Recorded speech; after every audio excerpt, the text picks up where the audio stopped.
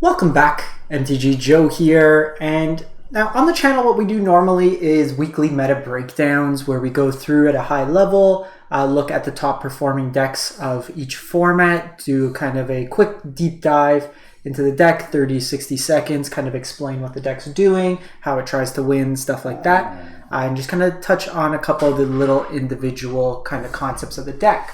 What I'm trying to do with this one here, and let me know in the feedback, this is kind of a new thing we're trying out on the channel, so I welcome your feedback. But looking at a little bit more of a deep dive into some of the top decks of the format, and just kind of go a little bit more into detail on the decks, explain some of the sideboarding choices that you'd be doing, and not necessarily gameplay per se, but just a little bit more analysis into the deck. So I'm really just kind of curious of the community's feedback, if this is something you'd find beneficial, if you'd prefer to just watch gameplay. So I'm going to give this a shot with a deck I've played a lot actually in Alchemy. Just in practice, I kind of fell in love with the deck in Alchemy. It's pretty much the same deck in Standard. I played a couple MIQs with this in Alchemy, so I'm kind of well versed with this deck. Probably have 200 to 300 games of best of one under my belt, and probably another 50 to 100 best of 3 games. And it is Naya Runes. So with the most recent Standard set, Naya Runes is basically a tier 1 deck towards the top of the format, as we can see from Untapped GG, which tracks win rates. It's a companion tool that runs alongside your Arena client. This is where we get a lot of our data from for these weekly meta breakdowns. But Naya Runes is a 65% deck. This is 220 matches over the last week of Platinum to Mythic rank. So it's like between 440 and 660 games of Magic played. And this kind of factors in the same with mirror matches. So that doesn't exclude mirror matches. So that always kind of normalizes your data at 50%. So kind of jumping into it. So Naya Runes has a couple different angles of attack. The Runes component is brought to you by Runeforge Champion, which lets you tutor into your hand any rune from either your library or your graveyard. And then you get a replacement effect in terms of the casting cost of your runes. So instead of 1 white, 1 red, 1 green, they just become 1 colorless. Now the kind of combo with the deck is if you have Jukai Naturalist, this creates a replacement effect for your spell enchantments, or a cost reduction, sorry. So this makes your enchantments cost 1 less. The Runeforge Champion creates an alternative cost, so they cost 1. Jukai Naturalist reduces that cost by 1, so then all your runes are free. So that allows you to chain through your deck and play as many runes as you can, drawing cards, getting those effects, lifelink, haste, or trample, for free. So it's kind of a storm off kind of element. And now what you want to do is pair that with kind of 2 cards. You have Generous Visitor, which allows you to put a 1/1 counter on target creature whenever an enchantment spell is cast. So every rune that you cast, you start putting counters on your creatures. Similarly, you have Showdown of the Skalds, which chapters 2 and 3 allow you to get a similar effect where whenever you cast a spell, you put 1/1 counters on target creature you control. This allows you to kind of go off out of nowhere with haste, trample, lifelink, and just get a really big creature. There's also Kami of Transience, whenever you cast an enchantment spell, itself gets +1/1. So this is a way to kind of self-enable. All these runes, you kind of target it, it gets big, big, big, big, big. Pair that, it gets doubled, tripled potentially for every Generous Visitor or Showdown that you have on the field at the time, and it just goes to town. Kami also comes back from your graveyard whenever an enchantment is put into your graveyard, comes back to your hand, so you kind of get recycled effect with that. Now, some kind of hints, like feedback. With Runeforge Champion, you generally always want to take the rune if it exists in your graveyard. The reason for this is because you want to draw into more runes, so you want to keep the highest density possible of runes in your deck.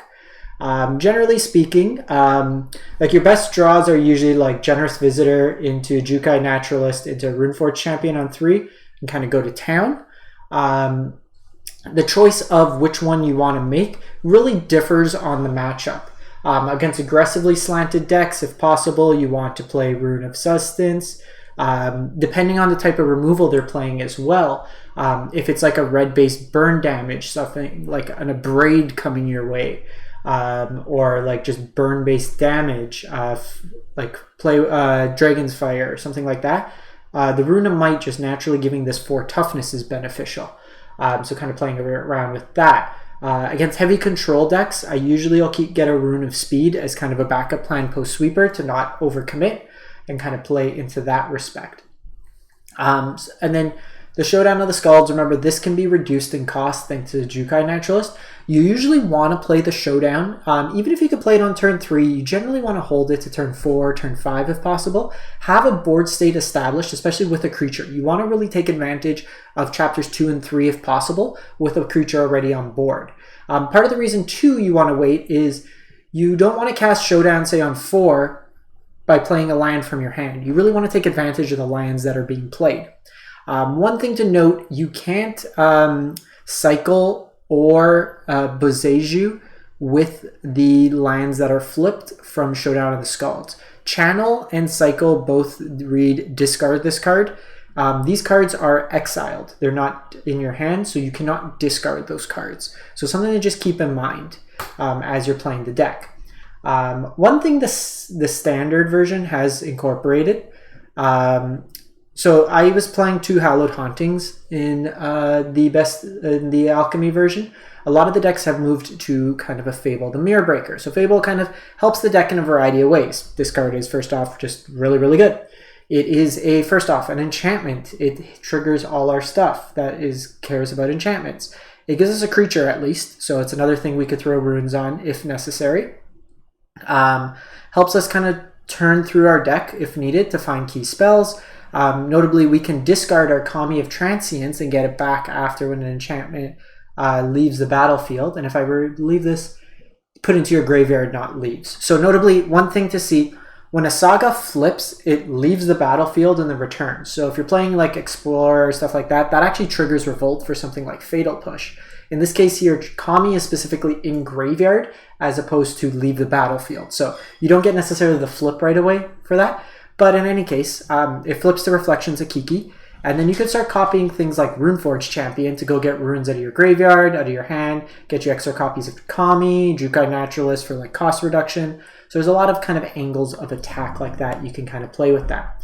There's also the Legion Angel package, just another creature that allows you to have more creatures in your deck in a way by having the ability to search out more. It's also an evasive threat. One of the ways the deck kind of can lose is to flyers. So just kind of going over the top does help. And then one thing like against the nice thing is you do have trample, so against like anvil decks, stuff like that, they can't block for days. You can kind of go over the top. Lastly, the main board, you're looking at a Circle of Confinement, just as general removal, and then some protection in Tamiyo's Safekeeping to kind of wrap it up. The biggest weakness for the deck is generally exile-based removal, stuff like Banishing Verse, Skyclave Apparition, Thalia is kind of a pain, just taxing your stuff. Archon of Emeria means your storm elements really shut off, so that kind of plays poorly in that regard, so you kind of lose to that element. One suggestion I have, so if you're playing against a black-white deck and you know that they have Vanishing Verse, what you don't want to do is put all your auras onto a monocolored creature. Against a Vanishing Verse deck, load up on Jukai Naturalists, just to kind of play around that. Similarly, post-board, if they have the one mana, I forget his name, the 1 mana black removal spell that deals -4/4 to white creatures. Similarly, you want to put it on Generous Visitor or on Kami instead. Another hint and kind of trick is, depending on the matchup, don't be afraid to actually just enchant a land. So these are any permanent. So if you just need a card draw and a trigger, because sometimes what happens is they can kill your creature in response, and then you don't get the card draw. So if you want to kind of chain things together, I've hooked up like a lot of Lair of Hydras with Rune of Might, Rune of Substance, just to get that kind of card draw element of it. So don't be afraid in that regard to kind of equip that.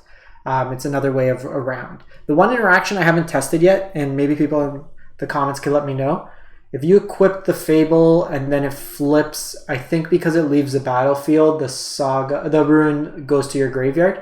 Because it's not a transform, it's actually, I don't know how that works. That's a rules question that I just don't know. That's the interaction, the one I don't. So yeah, looking at sideboard, I can kind of go over some of the cards and the choices that we'd have for the sideboard. So obviously we have the Legion Angels. Those pair with the Legion Angel we have here. Reidane usually comes in against the big mana deck, so Meathook Massacre, Wandering Emperor, stuff like that.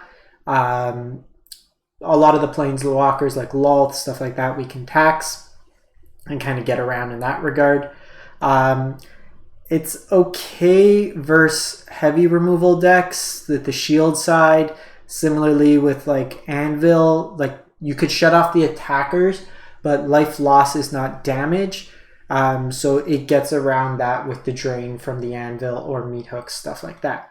Katilda generally comes in against the more aggressive slanted decks where you need the lifelink. Against something like mono white, they could have a hard time attacking into it. Red-based removal doesn't do too well. If you happen to run into a Vampires deck, it also has protection. This is kind of 2 spells for 1. That plays out pretty nicely. The Guardian of Faiths will come in against heavy sweeper decks, heavy removal decks, Meathook decks, Orzhov kind of piles, the black-white Planeswalkers, the Esper Planeswalker style strategies. One thing I forgot to mention as well, don't go crazy all on one creature. If you're playing into a deck that has a Wandering Emperor, it's exile based, try to differentiate your threats a bit. It's better to have like 3 6/7s than to have like a 20/20 and then a bunch of 1/1s that just gets exiled. So you have Borrowed Time, just more general removal that comes in from an enchantment base. You have Ranger's Class for card advantage, creature advantage for more of the grindier matchups. Safekeeping is just more removal protection. Now, notably, this gives you Indestructible, so it can help you against sweepers in the traditional sense. What it can't help you against is Farewell, can't help you against Meathook. It does give you Hexproof, though, so you can kind of get around those targeted exile removal spells, whether it be the Wandering Emperor, whether it be Banishing Verse, stuff like that. And lastly, we got a pretty efficient removal spell in Strangle. 1 mana, 3 damage. Goes a long way, could hit creatures and planeswalkers, so it just kind of helps you in that regard. Some other cards I've seen in the sideboards of these decks, some copies of Wandering Emperor. I've seen Wedding Announcement in there for like the more grindy midrange, just gives you more bodies, lets you play more of a fair midrange deck. The Strangle goes a long way, just being 1 mana, kill Archon of Emeria. If you're running into mono white, you generally want to board these in.